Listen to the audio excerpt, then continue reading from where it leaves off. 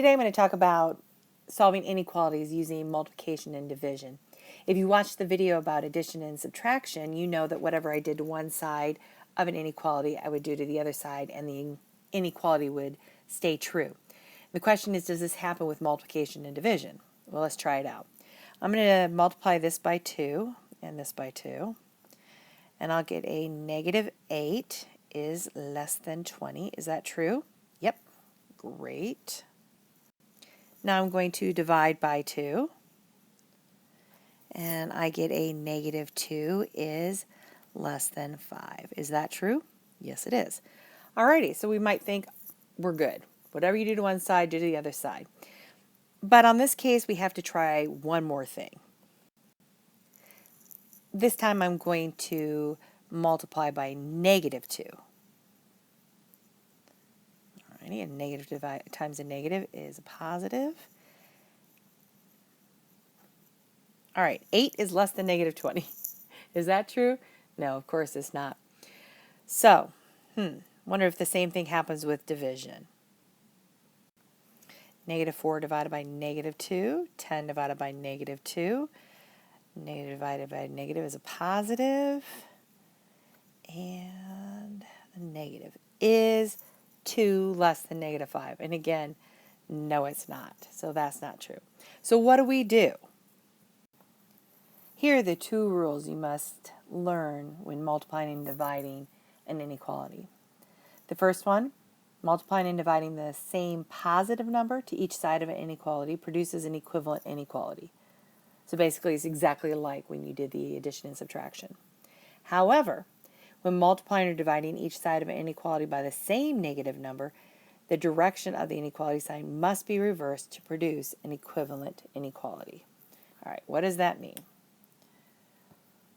Well, let's move this up, and I'm going to go back to that negative 4 and the 10. If I have a negative 4 is less than 10, and I'm going to multiply by a negative number, so by times negative 2,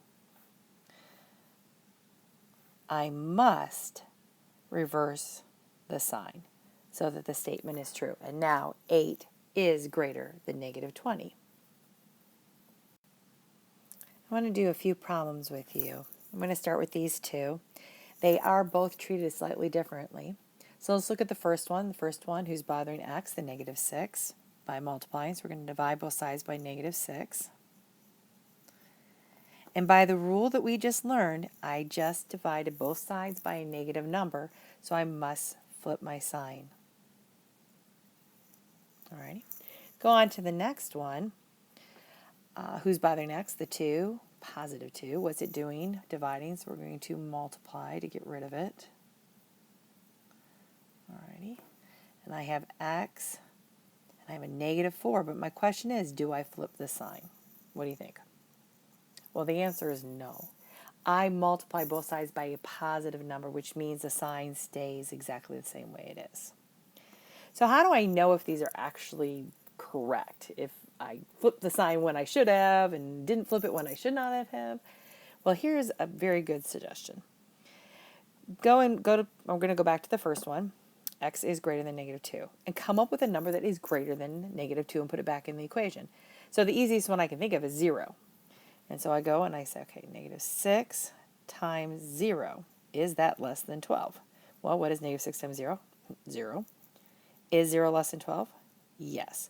So I obviously, when I flipped the sign, I did the right thing. Going on to the next one here, x is greater than negative 4. Hey, we can use 0 again. That's great. And so I'm going to put 0 over 2. Is that greater than negative 2? 0 divided by 2 is 0. Yep, that works also. So that's just a way to check your work to make sure that you've done the right thing. I want you to look at these 4 math problems. Can you tell just by looking at it which ones the sign is going to flip and which ones aren't? So think about that for a minute.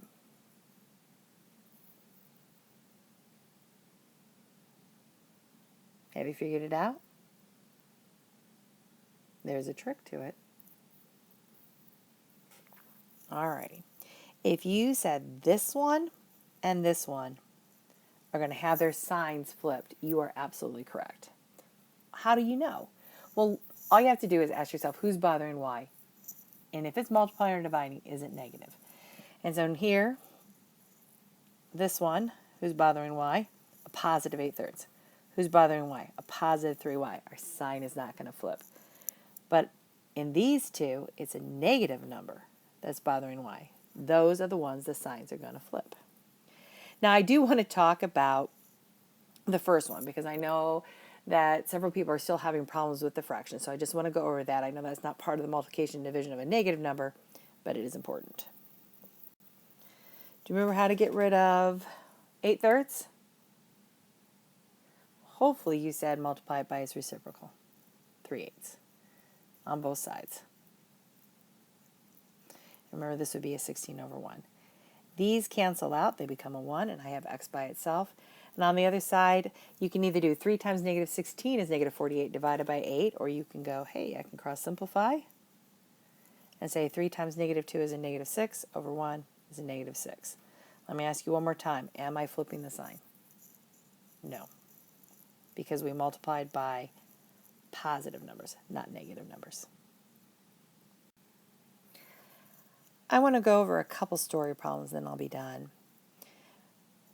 This one says that you earn $9.50 per hour at your summer job. Write and solve an inequality that represents the numbers of hours you need to work to buy a digital camera that costs $247. Well, the first thing I want to do is I want to do my defining the variable. What is it that I'm looking for? An inequality that represents the numbers of hours. All right, so let H equal numbers of hours.